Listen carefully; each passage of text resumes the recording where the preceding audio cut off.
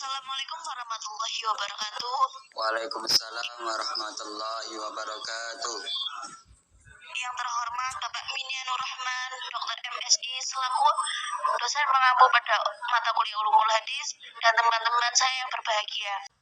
Di sini kami dari kelompok 6 akan mempresentasikan hasil diskusi kami dengan berjudul Hadis Makbul. Oke, untuk materi pertama yang akan dijelaskan oleh Mbak Faiza Lazima, kepadanya kami persilakan.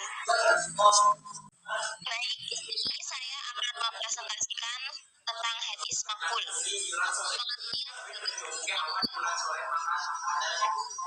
Makbul yaitu berarti hadis yang diambil atau yang diterima, sedangkan hadis makbul ialah hadis yang menunjuk satu keterangan bahwa Nabi Muhammad menyatakannya. Jumhur ulama berpendapat bahwa hadis makbul ini wajib diterima. Ini terdapat tiga kategori, yaitu ada hadis sahih, hadis hasan, dan hadis dhaif. Ketiga kategori itu ada yang makbul dan ada yang mardud. Yang termasuk hadis makbul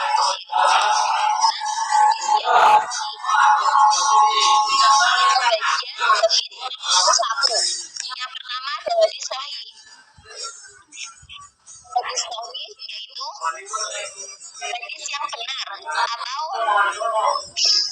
hadis yang sanadnya bersambung oleh orang yang adil dan cermat dari orang yang sama sampai berakhir kepada Rasulullah. Hadis sahih ini terdapat ciri-ciri hadis sahih itu sendiri, yaitu yang pertama ada perawi bersifat adil. Perawinya bersifat adil. Yang kedua ada perawinya bersifat dawid atau kuat hafalannya. Perawi yang bersifat dawid ini dibagi menjadi dua, yaitu ada dawid sadri, artinya ingatan rawi itu benar-benar kuat menyimpan dalam pikirannya. Yang kedua ada dawidul kitab. Dawidul kitab artinya rawi itu kuat ingatannya berdasarkan buku catatannya. Yang ketiga ada sanadnya bersambung. Sanadnya bersambung maksudnya adalah perawi dalam sanad hadis bertali temali, tidak ada yang gugur seorang pun. Yang keempat, tidak berilat, cacat. Maksudnya cacat, hadis ilahir tersebut dapat perbuatannya ternyata mengandung cacat yang disebabkan hadis itu ditolak. Yang kelima, tidak syad atau janggal. Maksudnya adalah adanya perlawanan antara suatu hadis yang diriwayatkan oleh rawi yang dapat dipercaya dengan hadis yang diriwayatkan oleh kelompok. Yang kedua ada hadis hasan. Hadis hasan menurut Bukhari adalah sifat musyabahah dari al-husna, artinya bagus. Hadis hasan adalah hadis yang dinukilkan oleh orang yang adil, yang kurang kuat ingatannya, yang mutasil sanadnya, tidak cacat dan tidak ganjil. Ciri-ciri hadis hasan yaitu perawinya bersifat adil. Yang kedua, perawinya bersifat kurang dhabit. Yang ketiga, sanadnya bersambung. Yang keempat, tidak berilat. Yang kelima, tidak syad atau tidak janggal. Pembagian hadis makbul 2 akan dijelaskan oleh Rozi. Baik, terima kasih atas waktunya Mbak Faiza. Sekarang masuk ke dalam pembagian hadis makbul 2. Nah, yang pertama ada makmul bih. Apa itu makmul bih? Makmul bih ialah hadis yang dapat diterima menjadi hujah dan dapat diamalkan. Nah, di antara kategori hadis makmul bih ini yaitu hadis mukam. Apa itu? Hadis yang tidak mempunyai saingan dengan hadis lain yang dapat mempengaruhi artinya. Dikatakan dengan mukam lantaran dapat diamalkan secara pasti tanpa syubhat sedikitpun. Nah, Al-Hakim Abu Abdillah An-Nisaburi mengumpulkan hadis-hadis mukam dalam satu bab dan menjeniskannya dalam ilmu hadis. Yang kedua ada hadis mukam, yaitu hadis-hadis yang tidak mempunyai saingan dengan hadis lain, yang dalam artian dapat mempengaruhi kedua hadis yang berlawanan ini. Nah, kalau dikompromikan, diamalkan kedua-duanya. Lalu ada hadis raji, yakni sebuah hadis yang terkuat di antara dua buah hadis yang berlawanan. Maksudnya yaitu hadis nasih. Nah, yang keempat ada hadis nasih. Apa itu? Yaitu hadis yang datang lebih akhir, yang menghapuskan ketentuan hukum yang terkandung dalam hadis yang datang mendahulunya.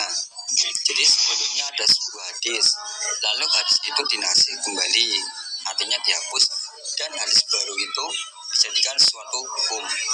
Lanjut, yang kedua ada ghair ma'mul bih. Hadis ghair ma'mul bih ini ialah hadis yang tidak bisa diamalkan. Di antaranya hadis mutasyabih. Sebagaimana halnya ayat Al-Quran, ada mukam dan ada mutasyabih. Hadis pun ada mukam dan ada mutasyabih. Nah, hadis mutasyabih itu hadis yang sukar dipahami maksudnya, lantaran tidak dapat diketahui takwilnya dan sebagainya. Nah, ketentuan untuk hadis mutasyabih ini, kita sebagai umat Islam yaitu harus diimankan adanya, tetapi tidak boleh diamalkan. Nah, namun banyak para ulama memperselisihkan kebolehannya. Namun yang pasti ada dua. Yang pertama membolehkannya, yang kedua tidak memperbolehkannya.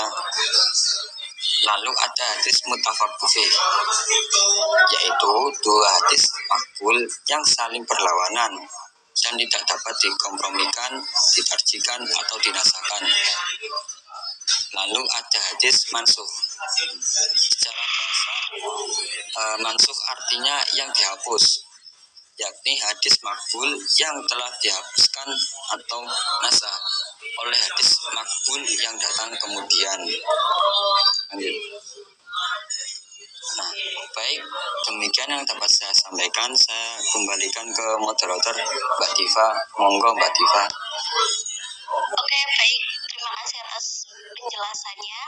Dari penjelasan tersebut dapat disimpulkan bahwa menurut Hasbi As-Siddiqi, hadis makbul adalah hadis ditunjukkan oleh suatu keterangan bahwa Nabi Muhammad SAW menyabdakannya, yakni adanya lebih berat daripada ketiadaannya. Lebih jelas lagi, hadis makbul adalah hadis yang dapat diterima atau pada dasarnya dapat dijadikan hujjah, yakni dapat dijadikan panduan, pengalaman syariat, dapat dijadikan alat istimbat dan bayat terhadap Al-Quran, dan dapat diistimbatkan dengan usul fikih. Hadis ma'mul bi adalah hadis makbul yang dapat diterima menjadi hujjah dan dapat diamalkan. Sedangkan hadis ghairu ma'mul bi ialah hadis makbul yang tidak bisa diamalkan dan tidak bisa menjadi hujjah. Hadis sahih adalah hadis yang diriwayatkan oleh rawi yang adil, sempurna ingatannya atau hafalannya, sanadnya bersambung, tidak berilat dan tidak janggal. Hadis sahih juga disebut dengan hadis yang sah, benar, sempurna, sehat atau pasti. Hadis hasan ialah hadis yang sanadnya bersambung, yang diriwayatkan oleh orang yang adil tetapi kurang sedikit keadibatannya atau kurang hafalannya, tidak terdapat di dalamnya kejanggalan dan tidak juga terdapat cacat. Itu saja yang bisa saya sampaikan, kurang lebihnya mohon maaf apabila ada kesalahan dan tutur kata. Billahi taufiq wal hidayah. Wassalamualaikum warahmatullahi wabarakatuh. Waalaikumsalam warahmatullahi wabarakatuh.